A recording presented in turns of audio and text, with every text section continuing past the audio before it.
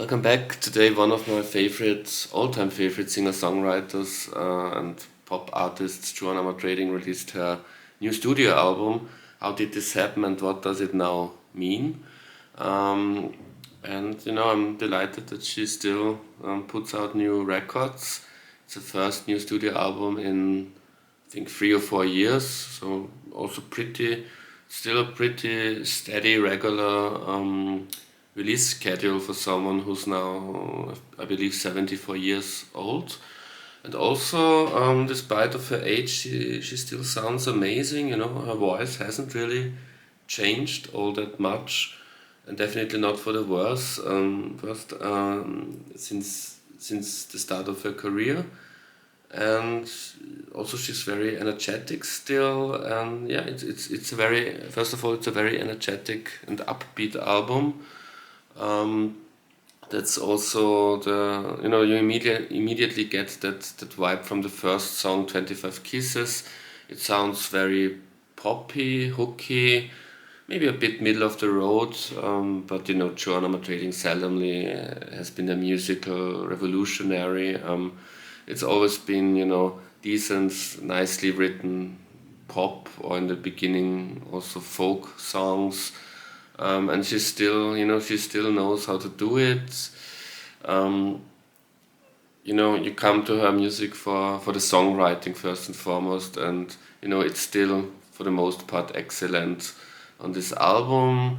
Um, it's what's different what's different with this album to the previous, I would say, 3 or 4 studio albums, is that it's more throwback to her 80s sound, when she tried to be more pop, or at the time also new wavy, less the acoustic guitar, piano, balladeer, singer-songwriter, but more elaborate productions with real rock music lineups, electric guitar, bass guitar, drums, and so on, synthesizers.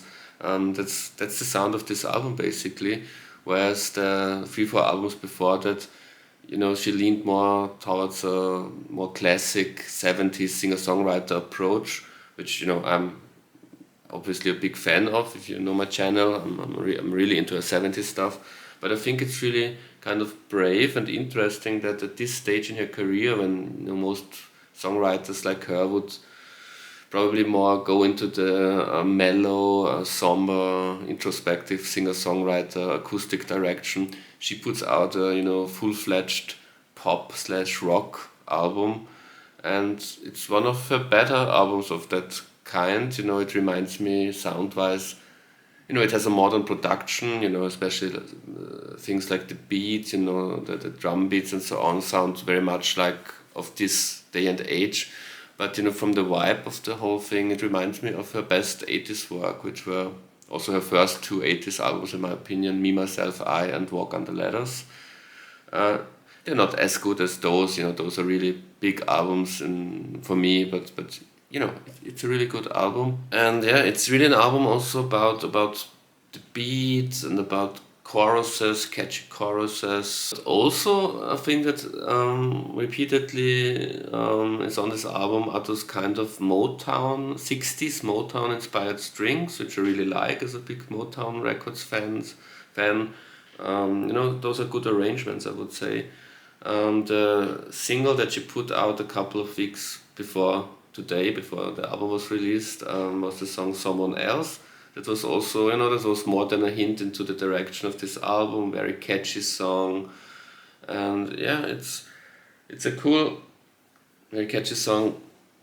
But it's not just a middle of the road catchy pop album. It also has a couple of surprises for the listener. And one of those surprises is the instrumental Back and Forth, which sounds like a cross between the wilder Neil Young, Neil Young and Crazy Horse, Rust Never Sleeps, kind of the wild, electric Neil Young, but also with Jimi Hendrix. It sounds a bit like the Jimi Hendrix Experience, like a jam session of the Jimi Hendrix Experience, especially the electric guitar. Yeah, it's a very wild, furious track. At this stage in her career, to put out one of the most hard rocking songs of her career is also kind of interesting. So although I said it's a catchy pop album, it's by no means a album that plays it safe. You know, it really has some surprises for you, and I think she's at the moment she's at a stage in her career where she doesn't really give a fuck anymore. She never has been as successful as she would have deserved. I often called her on this channel the most underrated pop artist of all time. She had like 3 or 4 small hits and 2 or 3 albums that really were kind of big albums, but even those weren't as big as they would have deserved to be.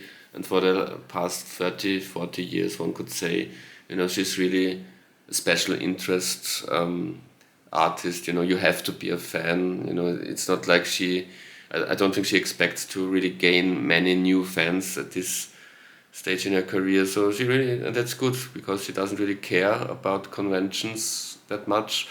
And so it's a really interesting artistic album, but also, like I said, a catchy pop album. And all in all, it's a very, very decent album. I really like it. And you should, if you don't know Joan Armatrading and you like good written pop songs that have a classic sound, you should try it out too. Thank you very much for watching, and until next time, goodbye.